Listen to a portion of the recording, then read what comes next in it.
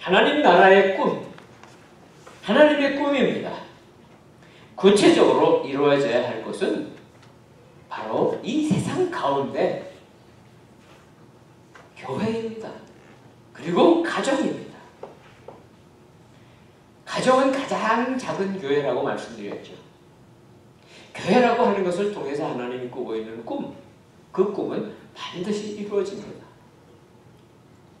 이렇게 하나님의 백성들이 살아가는 그 하나님의 나라, 그 삶의 원리는 무엇일까요? 그것은 지난주에 말씀드렸던 대로 그리스도를 경외함으로 서로 복종하는 것입니다. 상대편이 누구인가 상관없습니다. 서로 복종하는 것입니다. 내가 위에 있고 너는 아래다. 너는 위에 있고 나는 아래다. 그런 것이 아니라는 것입니다.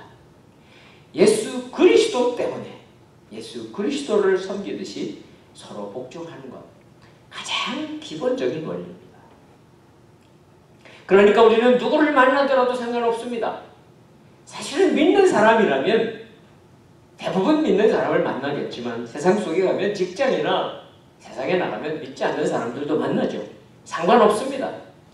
어떤 사람이든 저 사람이 주님일 수도 있다. 주님일 수도 있다는 거예요. 그렇게 생각하고 관계를 이루어 간다면 많은 어려운 일들은 풀어집니다.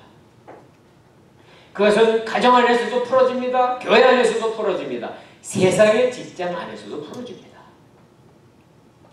가정을 이루는 가장 기본 단위는 남편과 아내죠. 그래서 지난주에 말씀드렸었습니다. 하나님은 창조의 질서라고 하는 것을 이 모든 세상의 질서 속에 집어넣으셨어요.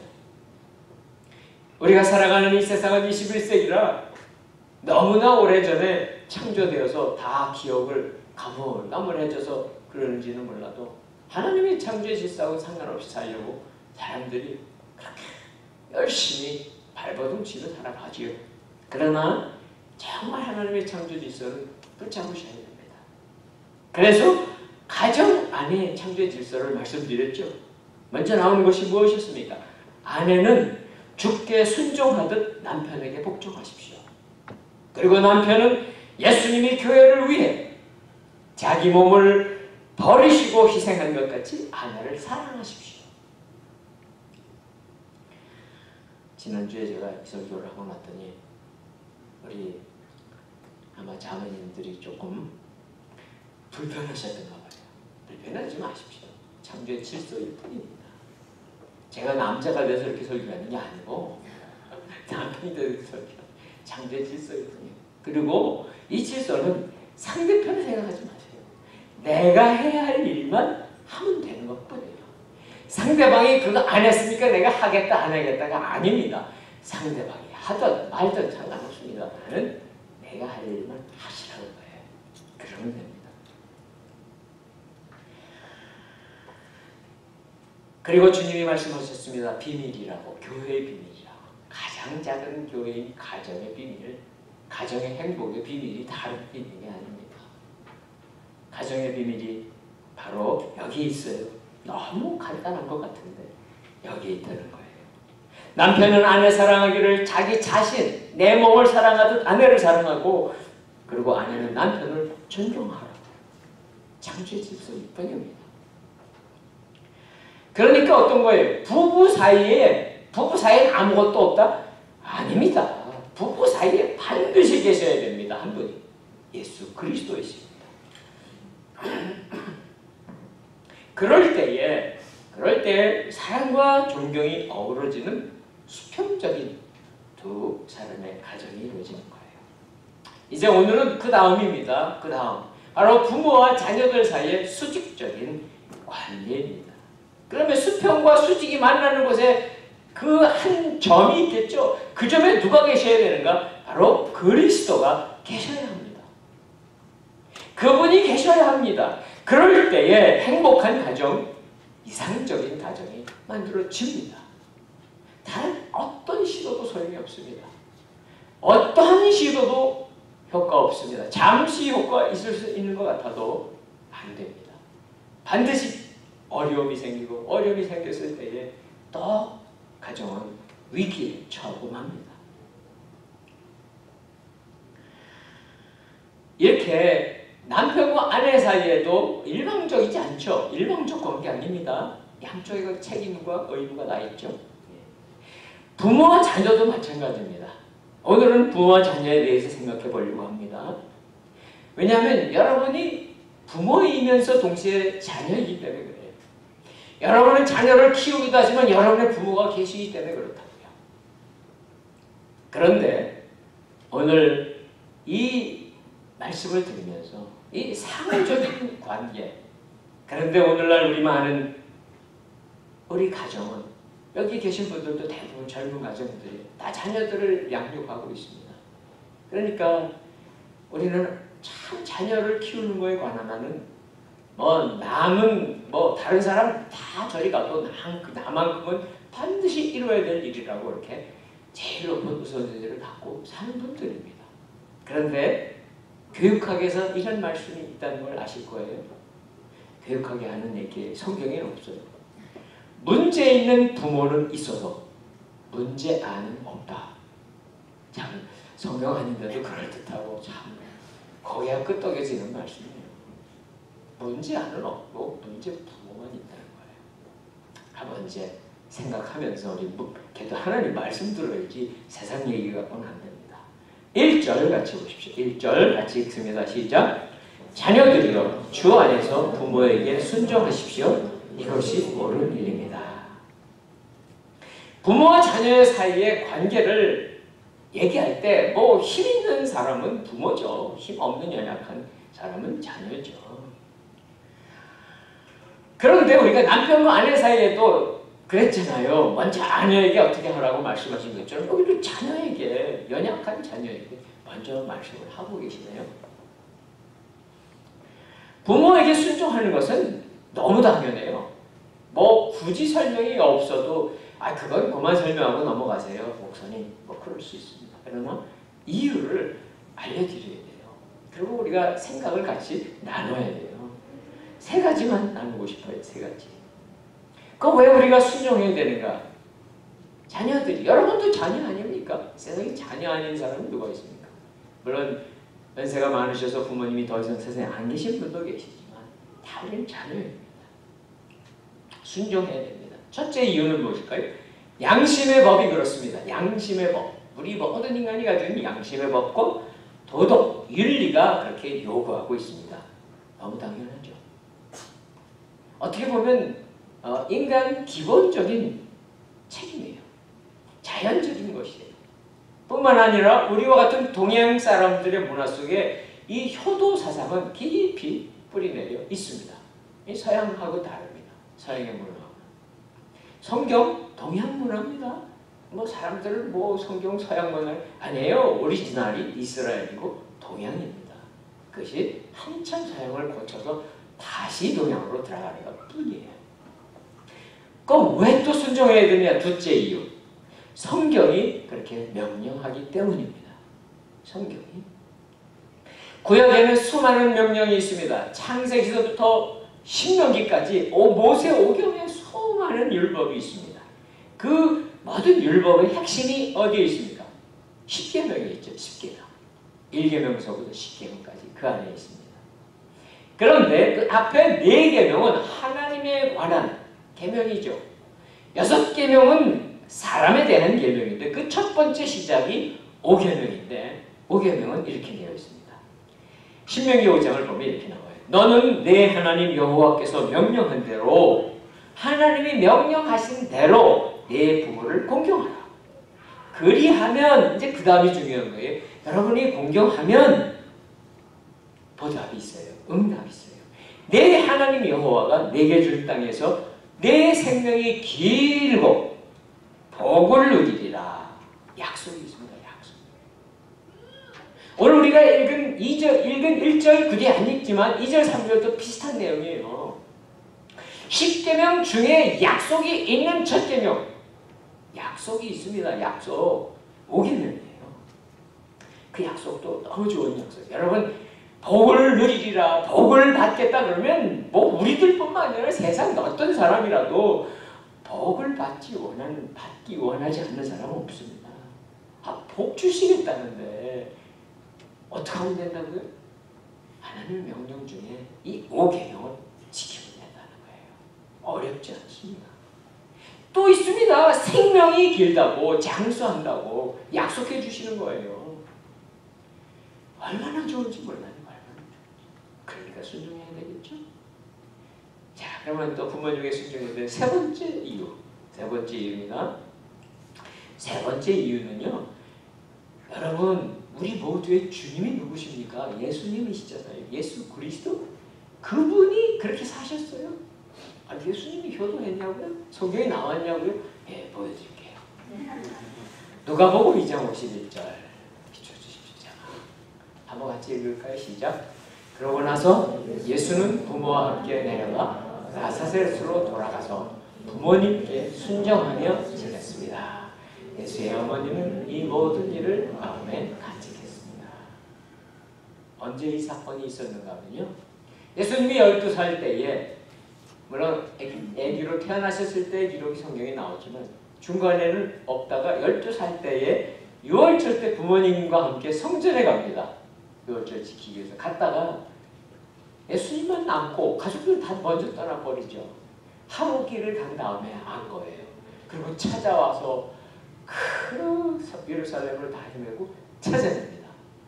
보니까 아들인 예수 12살밖에 안 난 초등학교 여기로 보면 6학년 정도밖에 안 됐던 예수님, 어린 예수 그리스도 그분이 랍비들하고 같이 토론하고 있는 토론을 상당한 성경지식이 있었던 거죠. 그리고 이제 집을 내려갔습니다. 나사렛으로. 그러면 성경지식도 그렇게 많은데 예수님이 내려가서 부모님에게 어머니, 아버지 성경 아세요? 이거 아십니까? 제가 한 수 가르쳐 드릴까요? 해야 맞죠. 동네 사람들 보고 여러분들 성경 아십니까? 구약 성경. 안 가르쳤어요. 그런 얘기 안 하셨어요. 그 후에도 18년 동안 아무것도 기록은 없습니다. 하신 건 뭐예요? 부모님께 순종하며 지냅니다. 예수님 그렇게 사셨어요. 그리고 예수님의 가르침을 받았던 제자들이 남긴 성경 골로새서에 가십시오. 골로새서 3장 20절 보십시오. 골로새 3장 20절 같이 읽습니다. 시작. 자녀들이여 모든 일에 부모에게 순종하십시오. 이것이 주를 기쁘시게 하는 일입니다. 우리는 하나님을 기쁘시게 해드려야 돼요. 예수 그리스도를 기쁘시게 해드려야 돼요. 신앙생활하는 목적은 사실은 그거예요. 그래서 우리가 주일날 나와서 예배 드리는 거예요. 여호와 하나님께 기쁨을 돌리고 영광을 돌리는 거예요. 그렇죠? 근데 어떻게 해야 기쁘게 드리냐고요? 여기 보니까 부모에게 순종하면 우리 주님께서 예수 그리스도께서 기뻐하시는구나. 그래서 우리는 순종해야 합니다. 자, 한 번 더 생각해 봅니다. 자, 주 안에서 1절로 다시 돌아가 보세요. 주 안에서 순종, 주 안에서 부모에게 순종하라고 말씀하시는 것은 무엇입니까? 주님의 관점으로 하라는 것입니다. 내 생각에 내가 보니까 주님 이렇게 해드리면, 그러니까 부모님 내가 이렇게 해드리면 잘 기뻐하실 것 같아. 뭐 외식하면 맛있는 거 사드리면 기뻐하시겠죠. 그런 거 말고요. 여기 말씀하시는 거예요. 내가 할 수 있는 내 생각 말고 부모에게 순종하십시오. 그것도 주님의 관점에서 주님이 기뻐하시는 방법으로 하라는 거예요. 그런데 이제 우리가 다 장성하시겠지만 여러분 주님의 마음으로 주님을 대하듯이 부모님에게 순종하는 게 그렇게 쉽습니까? 사실 쉽지 않습니다. 솔직히 말해서 여러분들 솔직히 말해보세요. 쉽지 않습니다. 어려서는 할 수 없습니다. 어려서는 할 수 없이 순종하는 거예요. 힘이 없으니까 꼼짝 못하는 것뿐이에요. 그렇죠? 그러나 우리가 장성해지고 사실 부모님에게 순종하는 건 어렵습니다. 특히 한국 문화를 얘기해 드릴게요. 여러분 부모님이 누구입니까? 여러분 부모님은 친정 부모님과 부모님이시고 시집 부모님이십니까? 아닙니까? 자매님들 대답해 보세요. 대답 못하겠죠? 속으로 다 대답하셨을 거예요. 예, 부모님입니다. 그런데 왜 어렵습니까? 왜 어렵습니까? 관계가 왜 이렇게 힘듭니까? 물론 미국 가서 사시니까 시부모님이 없어서 편하시다고요? 살아계시면 똑같습니다. 여러분, 왜 힘들고 왜 아픈가? 결국 우리가 주님을 섬기는 마음이 있으셔야 돼요. 그분은 저분이 주님 대신에 나에게 오신 분일 거야. 그런 마음으로 생각한다면 가까이 안 계셔도 여러분 그 주님에게 여러분의 마음을 드릴 수 있는 길은 여러 가지 있습니다. 너무 우리의 그런 아픈 부분들만 생각하지 마시고 오늘 주님이 나에게 하시는 음성을 들으시기 바랍니다.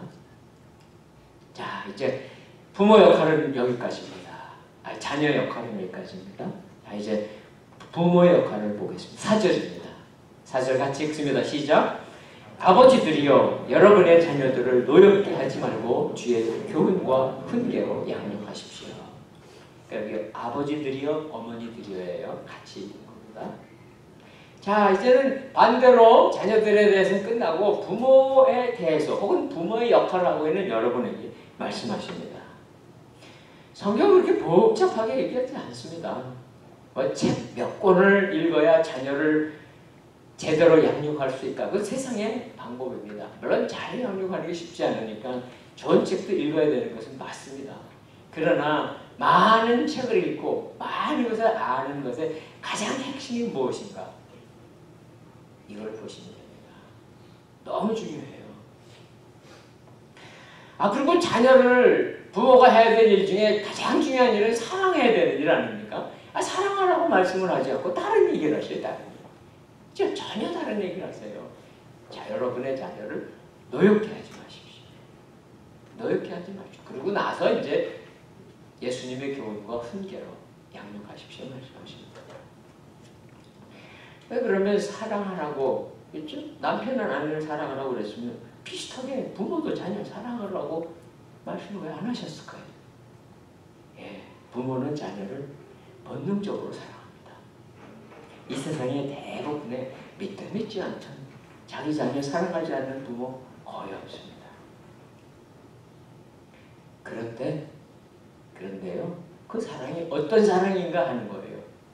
그 사랑은 어떻게 보면 본능적인 사랑이에요. 그것은 우리 사람만 그렇게 사랑하지 않습니다. 여러분, 세상에 있는 어떤 동물들도 가축들도 짐승들도 다 우리같이 사랑합니다. 물론 우리같이 이렇게 10년, 20년 그런 오랜 세월을 키우고 있지는 않겠지만 그렇죠? 그러나 그것은 본능적입니다. 굉장히 사랑했다고 하는데 자녀들은 그 사랑 때문에 또 상처를 받습니다. 때로는 거부합니다. 왜 그럴까요? 그러니까 부모의 마음이 어려운 거예요. 내가 너를 얼마나 사랑하는데 왜 그걸 몰라주니? 그런데 본문이 말씀하시는 게 뭐예요? 여러분의 자녀를 노엽게 하지 마십시오. 이것만 지키면 된다는 거예요. 이거. 중요한 것만 얘기하시죠. 성경이. 다른 사소한 거 얘기하지 않습니다. 자녀를 노엽게 하지 마십시오. 사랑하는 것보다 더 중요한 것입니다. 여러분의 자녀를 사랑하는 것보다 더 중요한 게 분노하지 않게 하는 거예요. 이것만 잘하면 자녀 양육의 문제는 거의 다 해결됩니다. 성경이 이렇게 가르치는 거예요. 자, 그렇다고 또 이렇게 이런 생각이 들 거예요. 그럼 애들한테 그냥 잘해주면 되잖아요. 매도 들지 않고 야단도 치지 않고 잘해줘. 그냥 오냐 하면 되잖아요. 그런 얘기하는 거 아니거든요. 자녀들이 왜 분노하는지 아세요? 부모에게? 아시겠죠? 자녀들이 아무리 많은 사랑을 받는다고 부모가 일방적으로 쏟아부어줘도 분노할 수 있구나. 아셔야 됩니다. 이유가 무엇일까요? 또 3가지 나누겠습니다. 자녀가 부모에게 분노하는 이유. 첫째는 바로 하나님이 주신 권위, 부모의 권위죠. 그렇죠? 부모라고 하는 권위. 내가 낳은 자녀인 그런 권위입니다. 그렇기 때문에 잘못 사용하는 권위 때문에 그렇습니다. 부모님들은 어린아이 입장에서 생각하지 잘 못합니다. 그리고 부모 입장에서 문제를 해결하려고 해요. 문제를 풀면 그건 이렇게 해야 돼. 그건 저렇게 해야 돼. 부모 입장에서 자녀를 설득합니다. 강요합니다. 그렇게 하기 때문에 분노하는 거예요, 자녀들이. 꼼짝 못하죠, 약하니까. 그렇죠. 자, 분노하는 둘째 이유. 자녀들이 분노하는 둘째 이유는 부모도 하지 못하면서 자녀들에게 강요하기 때문입니다. 아유, 난 그런 적 없습니다. 여러분 그렇게 말씀하실지 몰라요. 나는 내가 다 하는 것만 자녀에게 시킵니다. 그렇지 않습니다. 정말 정직해보세요. 여러분 자녀들에게 제일 많이 하는 얘기 뭡니까? 공부해라, 공부. 아니에요? 공부해라, 공부. 공부 잘해라. 이민 오셔서도 애들 공부해라, 공부해라. 물론 다 그러시진 않는 것 같아요. 그러나 우리 맨날 공부해라, 공부해라 말합니다. 그러면 이렇게 공부를 하라고 얘기하는 부모님들은 공부를 열심히 하셨나요? 물론 여러분들 공부 열심히 해서 또 여기까지 와서 공부하신 분들도 있지만 사실은요, 공부 열심히 한 분들은 자기 자녀에게 강요하지 않습니다. 자기가 해보니까 어때요? 열심히 공부해봐야 자리는 잡았지만 그게 다 아닌 걸 알잖아요. 그러니까 만약 여러분이 자녀에게 자꾸 공부해라 공부해라 그러면 내가 공부를 안 해서 그런가 봐. 생각하세요. 생각하시라고. 사실이에요, 사실. 그 다음에 또 사실이 있습니다. 자녀들에게 너희들 정직하게 살아, 거짓말하지 마 라고 많이 말합니다. 그런데 우리는 거짓말합니다. 자녀 앞에서. 그래요. 부모도 하지 못하면서 우리는 말로 이래라 저래라 하죠. 우리는 그렇게 안 하면서. 그것이 분노하는 이유입니다. 세 번째 있습니다. 세 번째. 자녀를 부모의 소유물로 여기기 때문에 그래요. 물건 아닙니다, 자녀는. 여러분들 우리가 이렇게 유아 세례를 주고 이렇게 아이들을 세례 줄 때 보면 부모님들한테 그렇게 서약을 받죠. 이 부모는 이 자녀가 나의 자녀이지만 동시에 하나님의 자녀인 것이고 하나님이 원하는 대로 키우겠습니다. 근데 그렇게 안 키우잖아요. 내 마음대로 키우려고 합니다. 물론 어린아이 때는 지식도 없고 체력도 약하니까 먹여줘야 되고 잘 가르쳐줘야 됩니다. 길을 안내해줘야 됩니다. 인생길을 안내해줘야 합니다. 그러다가 보면 어떻게 됩니까? 열심히 자녀들에게 강요하고 그러다 보면 결국 부모가 하고 싶은 것을 나도 모르는 사이에 자녀에게 강요하고 있는 거예요. 너 어느 학교 가라. 무슨 직업을 택해라. 그렇게 되지도 않습니다. 나중에 해보면. 이것은 결국 내 중심의 욕심의 표현일 뿐입니다. 욕심 내려놓으십시오. 여러분 애들을 어디로 만들고 싶은 거 다 내려놓으십시오. 하나님이 책임져 주세요. 하나님이 그에게 은사를 줬고 그 아이에게 재능을 주셨고 뭔가 숨겨진 장기를 다 주셨는데 여러분 이거 다 할 수 있습니까? 모르잖아요.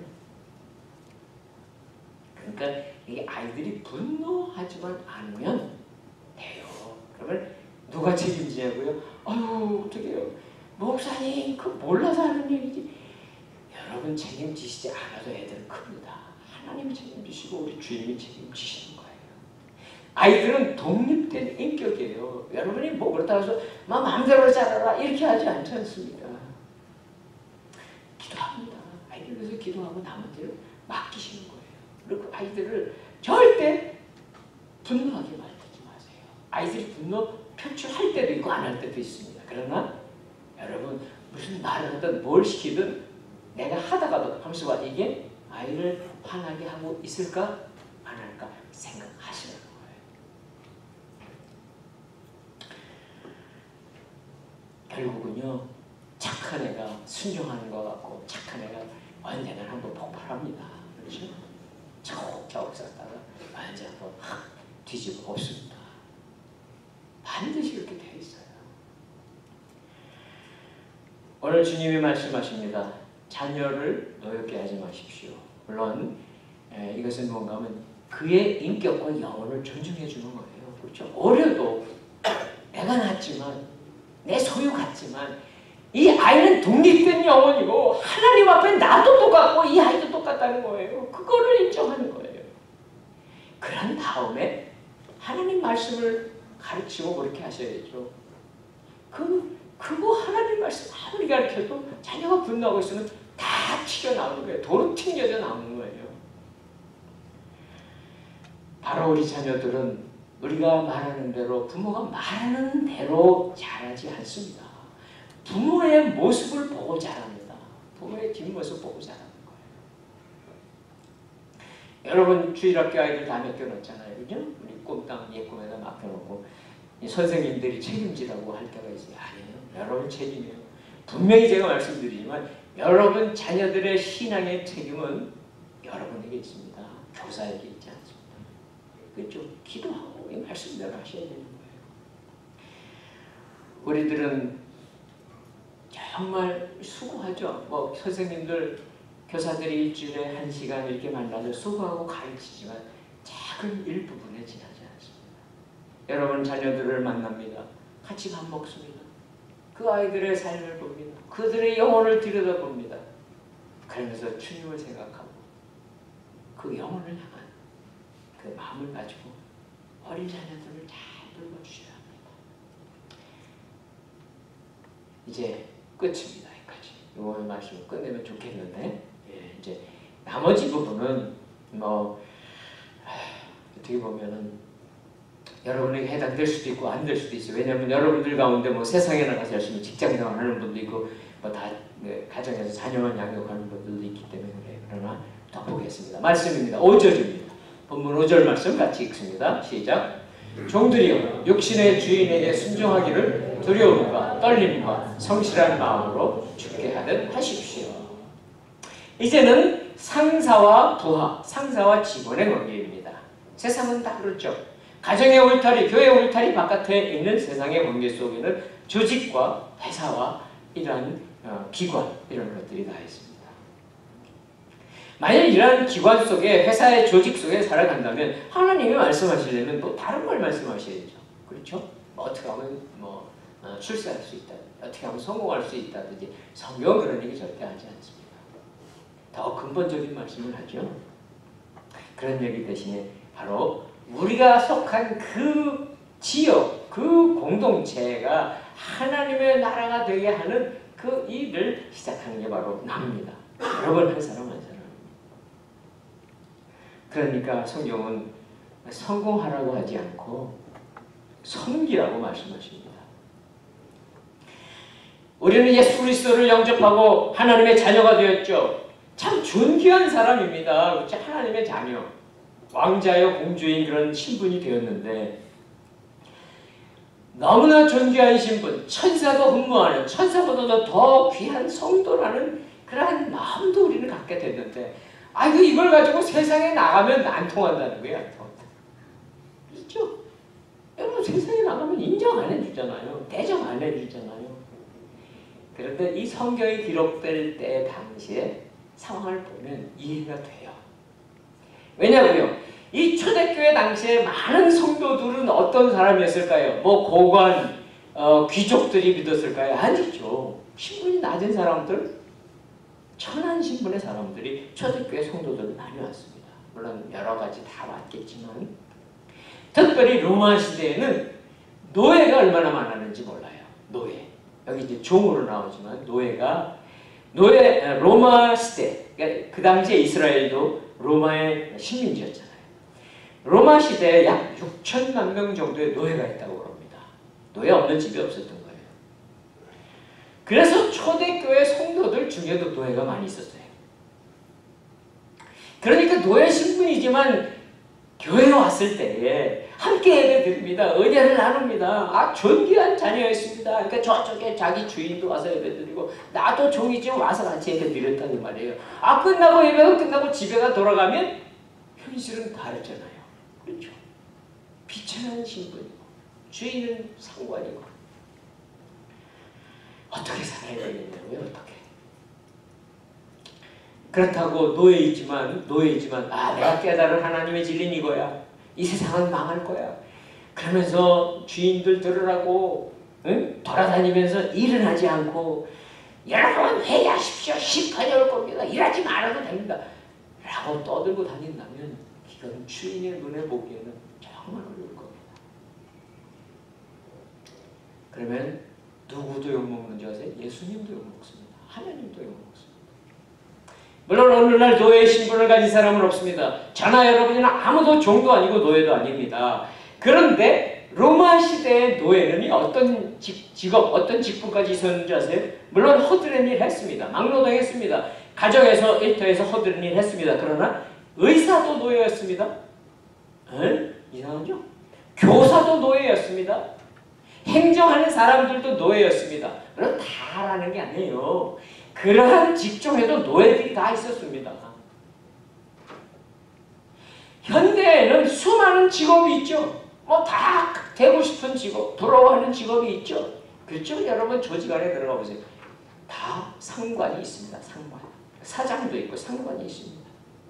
결국은 상하관계가 분명히 있습니다. 그분이 상사가 명령하면 들어야죠. 듣기 싫으면 회사 나가야 됩니다. 조직을 뛰쳐나가야 됩니다. 사실 이런 조직의 생활을 할 때 보면요. 직장 생활하는데 제일 어려운 건 뭐 업무 지식이 부족한 건 아무것도 아니에요. 그것도 힘들긴 하지만 시간이 지나가면 다 알게 돼요. 뭐 조금 창피한 거 몇 가지 통과하면 다 알아요. 알거나 별것도 아니에요.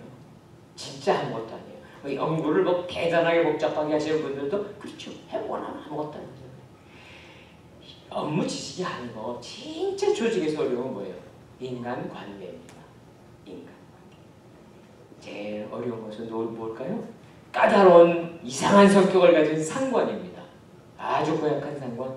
왜 만나는 줄 아세요? 성도들에게, 우리 성도들이잖아요. 성도들에게 고약한 상관을 만나게 하는 것도 하나님 안에서는 우연하지 않습니다. 절대 우연하지 않습니다. 그것은 바로 나의 인격을 모난 부분을 다듬으라고 하시는 하나님의 섭리예요. 깎아내리는 거예요. 그렇지 않으면 내가 고치지 못할 내 자존심 깎고 교만한 마음 깎고 내 자랑하는 것 깎지 않습니다. 그러니까 고약한 사람 만나면 또 주님을 생각할 거예요. 주님이 지금 내 어느 곳을 손보고 계시구나. 깎고 계시구나. 우리는 하나님 앞에 사는 신분이에요. 세상 사람들의 인정을 받기 위해서 신앙생활하는 거 아닙니다. 어떤 상관이든 이상한 성격을 가진 그런 상사든지 그 사람 앞에 그 사람이 눈에서 볼 때만 잘하는 척하다 돌아서면 비방하고 욕하고 흉보는 거 절대 하면 안 된다는 거예요. 오늘 말씀하시는 거죠. 죽게 하십시오. 고약한 사람입니다. 그러니까 그 사람이 해야 될 일 따지지 마시고 내가 성도로서 해야 될 일만 하시면 하나님이 일하세요. 일하세요. 저도 직장생활 오래 했습니다. 30년 가까이 직장생활 했었습니다. 고약한 사람 만난 적이 있습니다. 물론 고약한 부하 만난 적도 있습니다. 기도했죠? 기도밖에 없어요. 그러면 어떤 일을 하시는지 아세요? 상사가 딴 데 가게 하든지 내가 딴 데로 가게 해주시더라고. 반드시 일하세요. 걱정하지 마세요. 기도하셔야죠. 믿음을 지키는 것이 쉽지 않습니다. 그러나 하나님은 비결을 해주시는 거예요. 자, 그 다음 8절입니다. 8절 같이 읽습니다. 8절 시작. 이는 종이든 자유이든 모든 사람이 무슨 선을 행하면 주께로부터 다시 이것을 받을 줄 알기 때문입니다. 너무나 당연한 말씀일 수 있어요. 선을 행해야죠. 선을 행하는데 뭐 저나 여러분들은 얼마든지 선을 행할 수 있는 그러한 돈도 있고요. 시간도 있어요. 그렇죠? 여유가 있다는 말씀이에요. 그런데 만일 종이라면, 로마 시대의 종이라면 시간이 있겠습니까? 돈이 있겠습니까? 무엇이 있겠어요? 아무것도 없어요. 아니 우리가 정말 지금 우리들이라도 몸이 아파가지고 병원에 입원해 보세요. 지난 주간 그 앞주간에 우리 김광수 집사님 입원하고 계시는데 한 두 주 누워 계셨어요. 그러니까 2주 누워 계시는데 보니까 건강하셨거든요.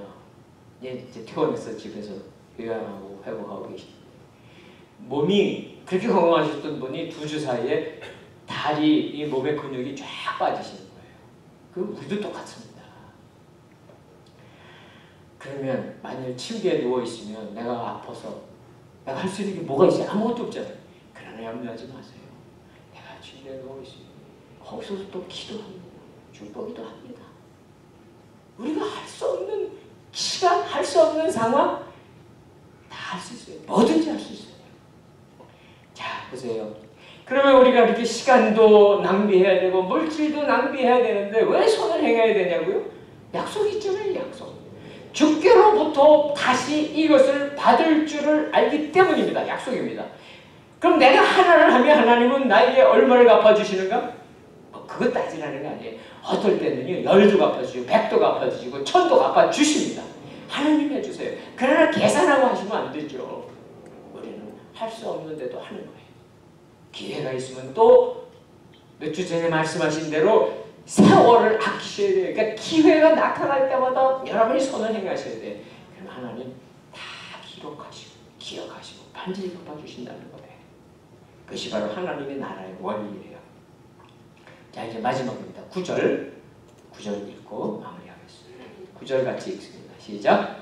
주인들이여, 여러분도 협박을 거치고 종들에게 그와 같이 행하십시오. 이는 여러분이 알다시피 그들과 여러분의 주가 하늘에 계시며 주는 사람을 외모로 판단하지 않으시기 때문입니다. 이제 마지막으로 직원에게, 부하에게가 아니라 주인에게, 상관에게, 사장에게 하는 말씀입니다. 여러분이 그러실지 몰라요. 아이, 나는 사장도 아니고 뭐. 아니, 여러분은 다 상사의 입장이 반드시 있습니다. 여러분보다 연약한 사람, 여러분보다 후배인 사람 반드시 있습니다. 그렇기 때문에 이 주인은 힘이 있어요. 권세가 있어요. 사람을 채용할 수도 있고 해고할 수도 있어요. 권세가 있다고요. 마음대로 어떻게 할 수 있는. 그런데 성경은 뭐라고 말씀하세요? 협박하지 말라. 협박. 그죠? 다른 얘기 안 해요. 협박하지, 공갈하지 말라는 거예요.